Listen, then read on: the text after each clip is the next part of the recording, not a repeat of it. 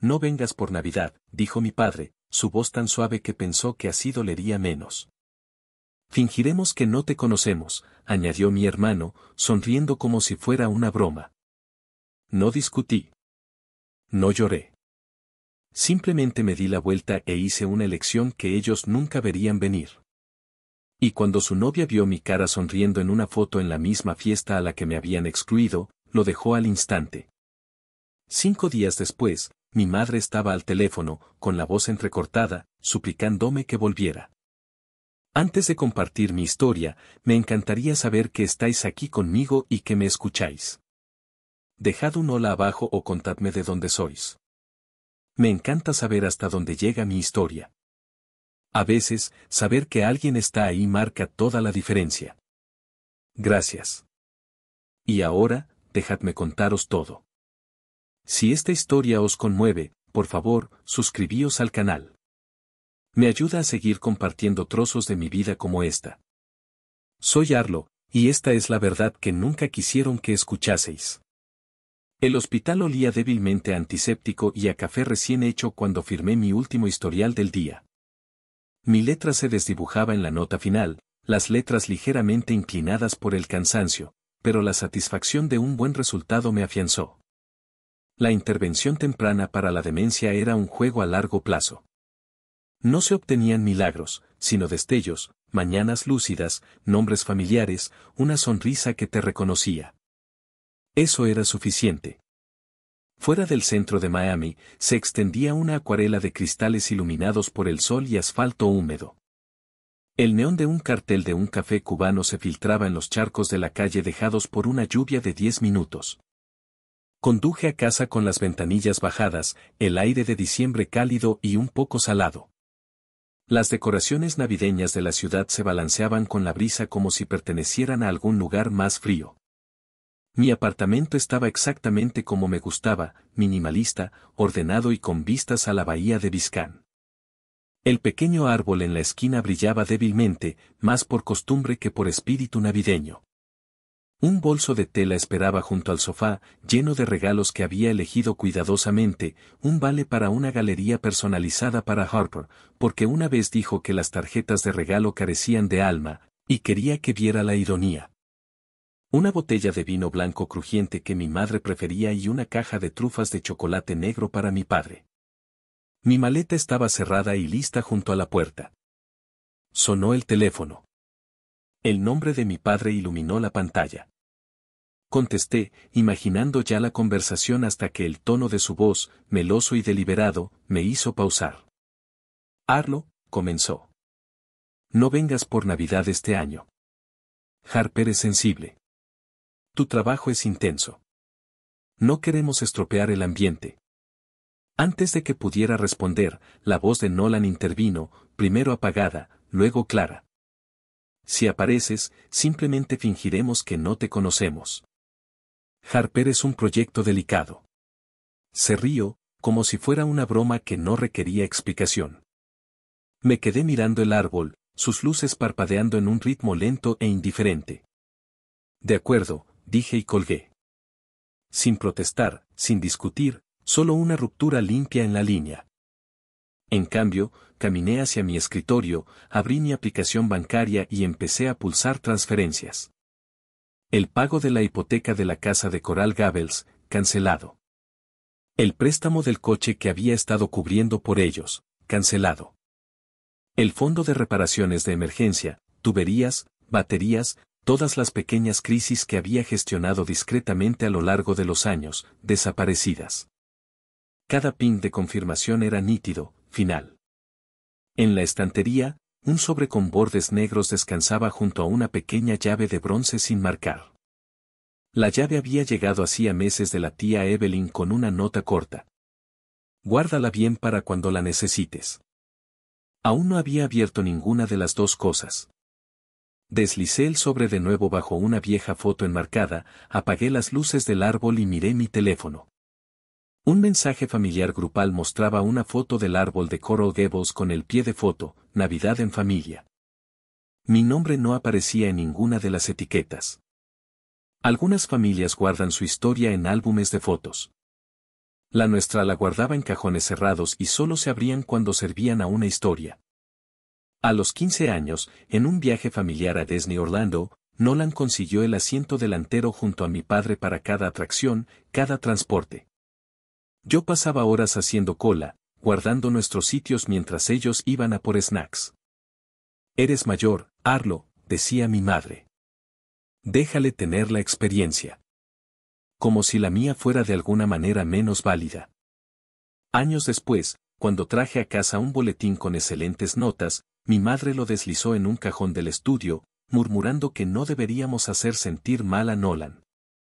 Mi carta de aceptación a la Facultad de Medicina recibió un asentimiento de mi padre y un único comentario: camino intenso. No te agotes.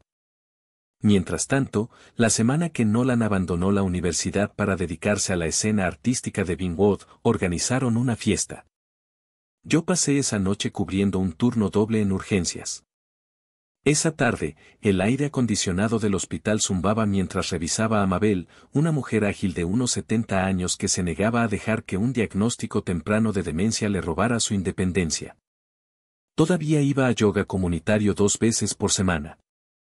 Su memoria era más aguda ahora, su andar firme. Cuando le dije que la vería después de las fiestas, me agarró la mano con una fuerza sorprendente. El doctor dice, aún no he terminado, sonrió. De vuelta en la sala del personal, Jack se apoyaba en el mostrador, café en mano. ¿Tienes planes para Navidad?, preguntó. Le di mi encogimiento de hombros habitual. Estaré ocupado. No insistió, y yo se lo agradecí. En el camino a casa, mi teléfono vibró con un mensaje de la tía Evelyn. Todavía tienes la llave de tu abuelo, ¿verdad? No la pierdas. Le respondí con un sí corto, mirando la forma de bronce en mi estantería al entrar en casa. Para entonces, podía nombrar la mecánica de todo. El lenguaje del sacrificio cuando necesitaban algo. No bajes el ánimo cuando tenía malas noticias. No presumas cuando lograba algo. La regla tácita: mi valor residía en lo que proporcionaba, no en quién era. Esa noche, me paré descalzo en la arena de South Beach, el horizonte, una línea limpia contra la luz que se desvanecía. La idea se asentó tan firmemente como la marea. No iba a comprar otro extintor para los incendios que ellos mismos encendían. Más tarde, navegando por Instagram, vi una publicación de Harper, una foto de un mural de Vinewood, letras audaces curvándose sobre un ladrillo pintado con un sol. La bondad no es una moda. Me detuve en las palabras, que resonaban en mi mente, sin saber aún por qué. Apagué el árbol. El suave zumbido de sus luces se desvaneció, dejando el apartamento en un tenue resplandor ámbar de la lámpara de mi escritorio. Los regalos envueltos estaban apilados ordenadamente en una esquina, no reclamados, no deseados. Los devolví al armario e hice una tostada rápida, el pan seco, la mantequilla fría de la nevera. Las calles exteriores estaban salpicadas de tráfico navideño, gente llevando platos y cajas envueltas a reuniones familiares. Hax me envió un mensaje desde un café a unas cuantas manzanas, ofreciéndome un café navideño. Le di las gracias y decliné. No estaba de humor para explicar por qué la idea de sentarme bajo una guirnalda mientras sonaba Jingle Bell Rock me revolvía el estómago. En algún lugar de la ciudad, bajo guirnaldas de luces navideñas cálidas, mi familia estaba reunida. No tenía que estar allí para saber lo que se decía. Podía oírlo en mi cabeza tan claro como si estuviera en la habitación. La tía Evelyn más tarde me daría los detalles, como entre sorbos de Cabernet se reían de que yo fuera la interna de la muerte, como alguien bromeó que probablemente llevaba jeringuillas en el bolso listas para convertir cualquier fiesta en un velatorio. La mesa rugía, las copas de vino tintineaban. Nolan publicó un video en su historia, un paneo de caras de Vinewood alrededor de la mesa, música sonando débilmente de fondo. Él sonrió a la cámara, Harper a su lado, pero ella no sonreía. Estaba ligeramente apartada, su mirada recorría la habitación, deteniéndose en la pared detrás de ellos. En el pasillo de la casa de Coral Gables colgaba una foto en la que no había pensado en años. Yo con mi bata blanca, de pie junto a Mabel después de una evaluación rutinaria. Su letra aún era visible en la esquina del marco. Gracias, doctora. Arlo. Harper se detuvo frente a ella. Le preguntó a Nolan sobre ella y él lo ignoró, murmurando algo sobre un procedimiento médico como si fuera tan impersonal como un cambio de aceite. Evelyn me dijo que Harper le presionó más, queriendo saber por qué nunca había mencionado que su hermano era el médico que había mantenido a su abuela lo suficientemente sana como para vivir por su cuenta. Él se rió, lo llamó una cosa técnica y volvió a servirse vino. Fue entonces cuando Harper se levantó, dijo que se iba y salió antes del postre. Cerca de la medianoche, mi teléfono vibró. El nombre de Evelyn apareció primero. Ni siquiera estabas aquí, y de alguna manera dicen que arruinaste la Navidad, dijo. Me reí una vez, secamente, pero mi pecho se apretó.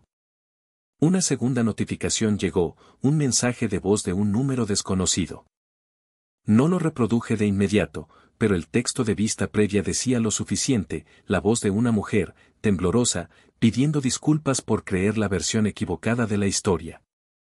Evelyn envió un mensaje más antes de colgar. Después de las fiestas, el abogado leerá el testamento de tu abuelo. Deberías estar ahí. Me recosté en el sofá, mirando el sobre con bordes negros en mi estantería, todavía sellado, todavía esperando. La mañana rompió brillante y calurosa, ese tipo de día de diciembre en Miami que te hacía olvidar que el resto del país estaba sepultado en nieve. Preparé café, el aroma rico llenando mi apartamento, y finalmente reproduje el mensaje de voz. La voz de Harper salió más suave de lo que jamás la había oído.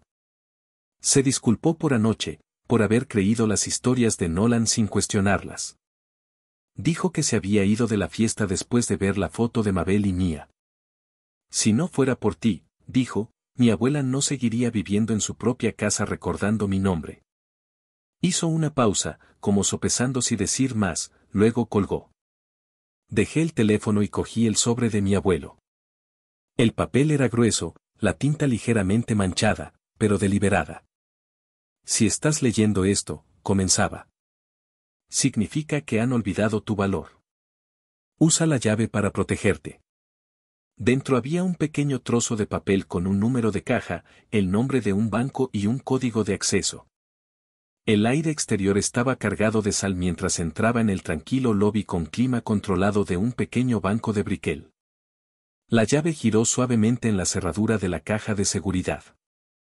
Dentro, encontré una pila de carpetas manila ordenadamente etiquetadas a mano por mi abuelo.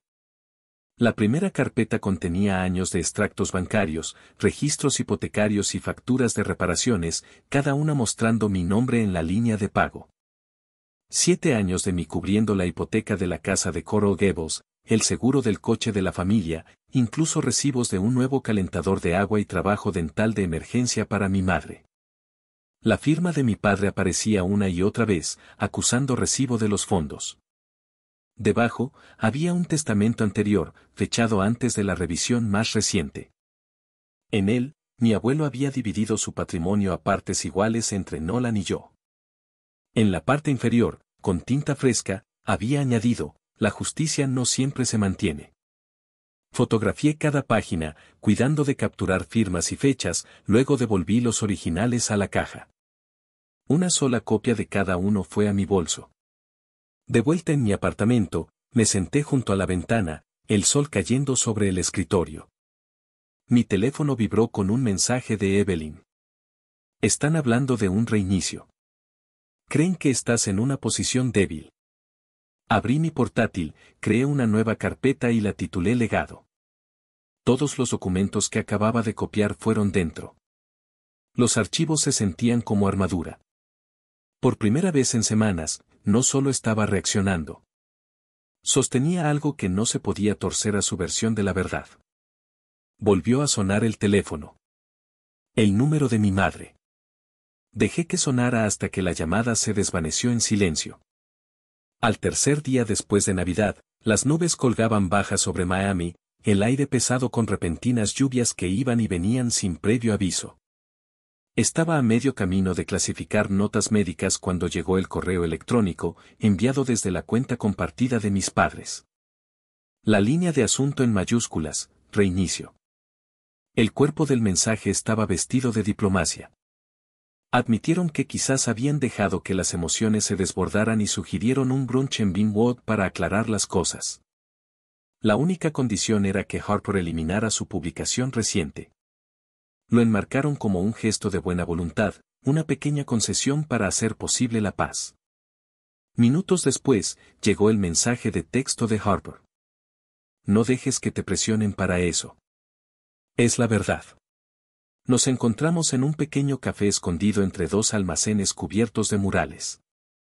La lluvia rayaba la ventana detrás de ella, difuminando los brillantes colores del arte callejero del exterior.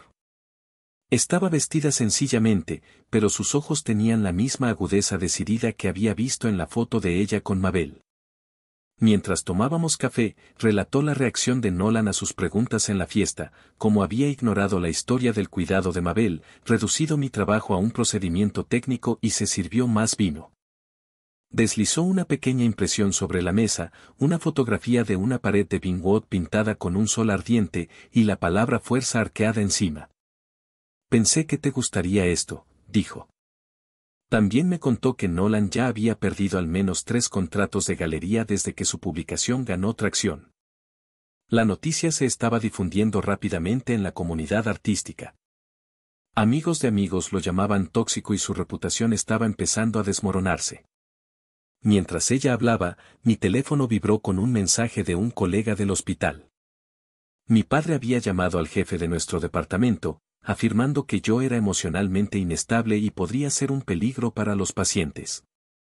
El jefe lo desestimó de inmediato, conociendo mi historial, pero me advirtió que estuviera preparada en caso de que la familia intentara algo más grande. Abrí la carpeta de mi teléfono y le mostré a Harper los extractos bancarios y los registros hipotecarios que había copiado de la caja de seguridad de mi abuelo. Ella negó lentamente con la cabeza. Les has estado apoyando durante años y así es como te pagan. No respondí. Si siguen persiguiéndote, dijo, debes hacerlo público. Afuera, la lluvia había parado y un calor pegajoso regresó a las calles. Salí del café y volví a mirar mi teléfono. Nolan había publicado una historia críptica. Cuando la sangre traiciona, ya no es familia. Tomé una captura de pantalla y la dejé caer en mi carpeta de legado. 5 días después de Navidad, la lluvia golpeaba suavemente contra la barandilla del balcón. El apartamento brillaba bajo la cálida luz de la lámpara, un remanso de calma que se sentía más frágil de lo que quería admitir. Sonó el teléfono. La voz de mi madre entró apresuradamente antes de que pudiera decir hola. Has hecho que Nolan pierda contratos.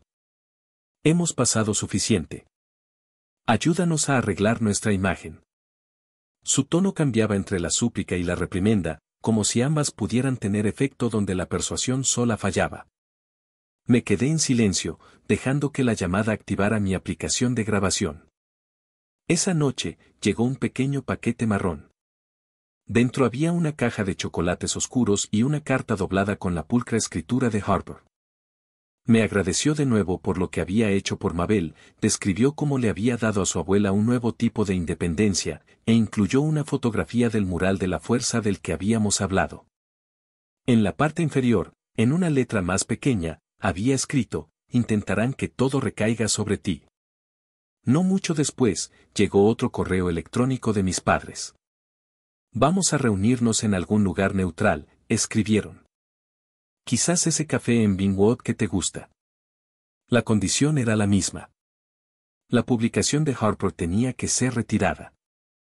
La ironía de su petición, dado que yo no la había publicado, me hizo reír entre dientes. En el chat grupal extendido de la familia, empezaron a circular mensajes. Capturas de pantalla selectivas, citas fuera de contexto de que yo estaba destrozando la familia y no estaba en mi sano juicio. 2 primos de Orlando me enviaron un vale de spa con una nota que decía, esperamos que esto te ayude a relajarte. La lástima en su tono era tan poco disimulada como la actuación detrás de ella. Recorrí los hilos del chat, reconociendo el patrón. Esto no eran chismes familiares desordenados. Era una difusión coordinada, deliberada y disciplinada, diseñada para aislarme. El alcance iba más allá de los familiares. Vi nombres conocidos de mis círculos profesionales empezando a aparecer en los hilos. Coloqué la carta de Harper junto a la foto de mi abuelo en el estante. Las dos piezas de papel formaban una alianza tácita en mi mente. Si quieren un escenario, creo que puedo dárselo con todas las luces encendidas. El domingo por la tarde, el sol brillaba intensamente sobre Miami, el tipo de luz que blanquea el cielo y hace que el agua parezca casi irreal. Estaba a medio camino de recoger los platos del desayuno cuando empezaron los golpes, 3 golpes secos, luego una pausa, luego 3 más. Cuando abrí la puerta, estaban todos allí.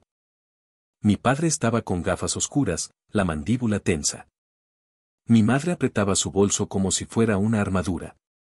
Nolan llevaba una camiseta suelta con un estampado artístico y esa familiar media sonrisa que usaba cuando quería parecer por encima de todo. Hemos sacrificado más por ti de lo que te das cuenta, comenzó mi padre antes de que pudiera hablar. Mi madre intervino, su tono plano. La familia ha sido castigada lo suficiente. Nolan se apoyó en el marco de la puerta, sonriendo. Harper todavía me ama. Esto no se trata de ti. Di un paso atrás, dejando que la luz del sol se derramara en el pequeño salón. Del cajón de la consola, saqué la carpeta, gruesa, cuidadosamente grapada. La coloqué sobre la mesa de café y la abrí en la primera página. Estos, dije, son los pagos de la hipoteca que he cubierto durante los últimos 7 años. Estas son las facturas de reparación de la casa, el seguro de vuestros coches, la factura dental de emergencia, 3.000 euros. ¿Recuerdas, mamá? Miré de uno a otro. Cuando daba, se llamaba deber. Cuando paré, se convirtió en traición. Los ojos de mi madre se desviaron hacia la ventana. La mano de mi padre se apretó alrededor de la correa de su bolso. Nolan miró la carpeta por un momento antes de apartar la vista. Entonces, sin darse cuenta, dijo, Harper solo te apoya para hacerme quedar mal. Las palabras quedaron ahí, demasiado tarde para retirarlas, confirmando lo que ya sospechaba. Harper todavía me hablaba porque quería, no porque tuviera que hacerlo. No respondí. Simplemente crucé los brazos y dejé que el silencio hiciera el trabajo. Se fueron sin decir una palabra más, la puerta se cerró tras ellos. Desde el balcón, los vi cruzar el aparcamiento, el sol brillando en el parabrisas del coche. Un plan empezaba a formarse, uno que llevaría esta lucha mucho más allá de estas paredes. Una semana después, un lunes por la mañana, las puertas del ascensor se abrieron al tranquilo zumbido de la oficina de abogados en Brickell. El espacio era todo cristal y madera oscura, el tipo de lugar donde cada superficie estaba destinada a hacerte sentir pequeño. Ya estaban allí. Nolan estaba sentado, apartado de mí, mirando su teléfono. Mi madre miraba el horizonte más allá de la ventana, los labios apretados. Mi padre se miraba el reloj como si tuviera un lugar mejor a donde ir. El abogado, un hombre sereno con un traje gris, nos llamó a la mesa.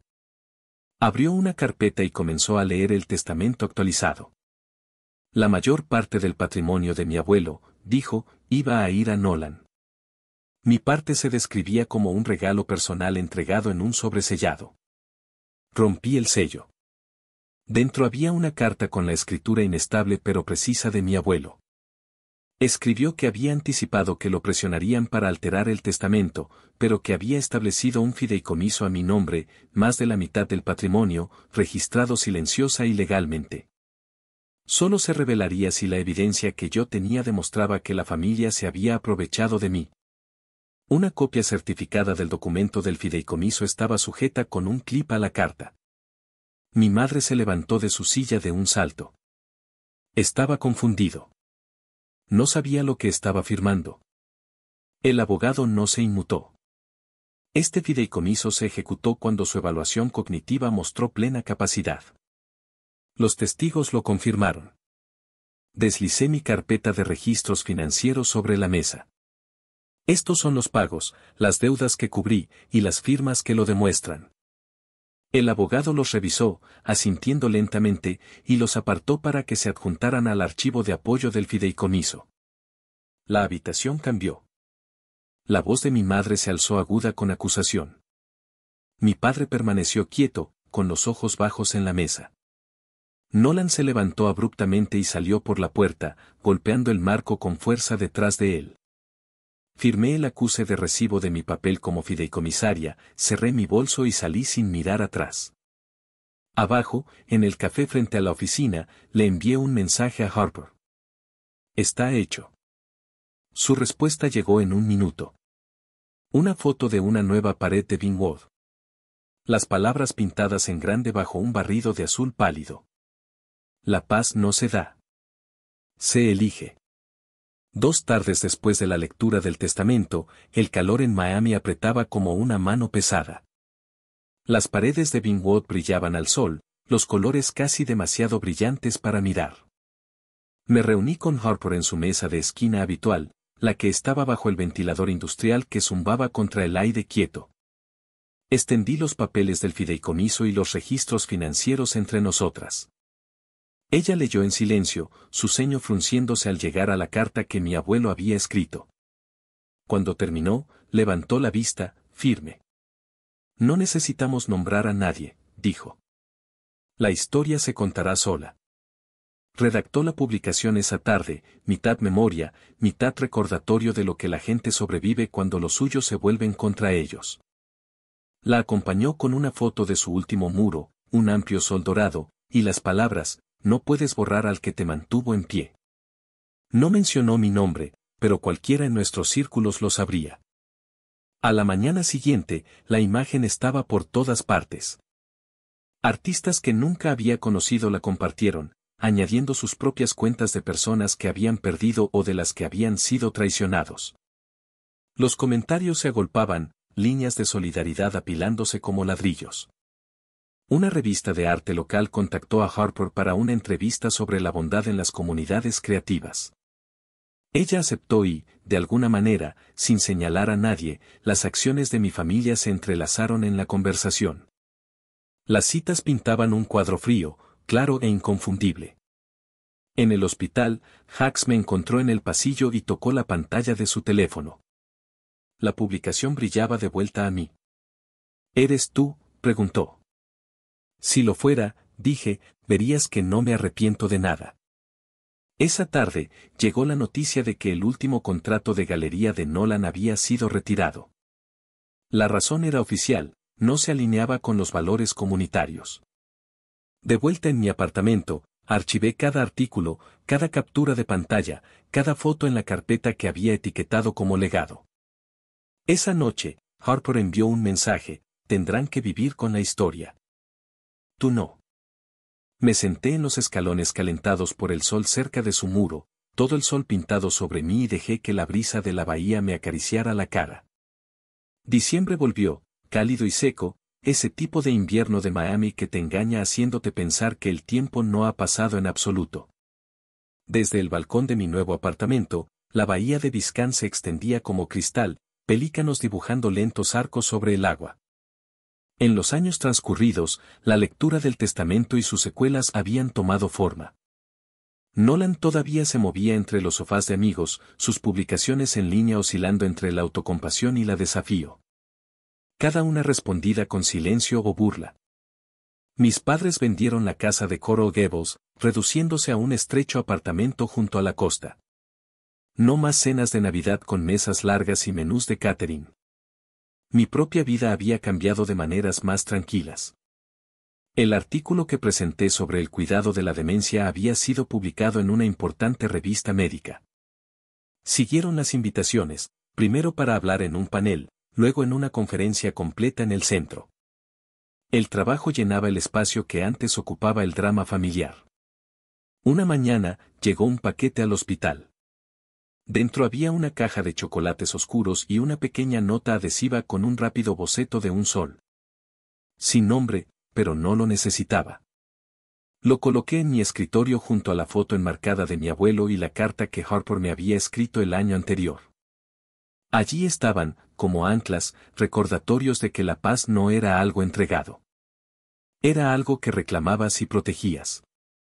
No había hablado con mi familia desde la lectura, no por enfado, sino simplemente por saber que la quietud solo podía sobrevivir a distancia. Esa tarde, caminé por el sendero a lo largo del muro marítimo, el viento trayendo la sal y el zumbido de la ciudad. Pensé en la línea que mi abuelo había dejado en su carta. La justicia a veces necesita tiempo. Y el tiempo se pondrá de tu lado. Miré el agua, preguntándome cuánta gente llevaba historias que nunca se habían atrevido a contar. Algunos finales no se tratan de cierre.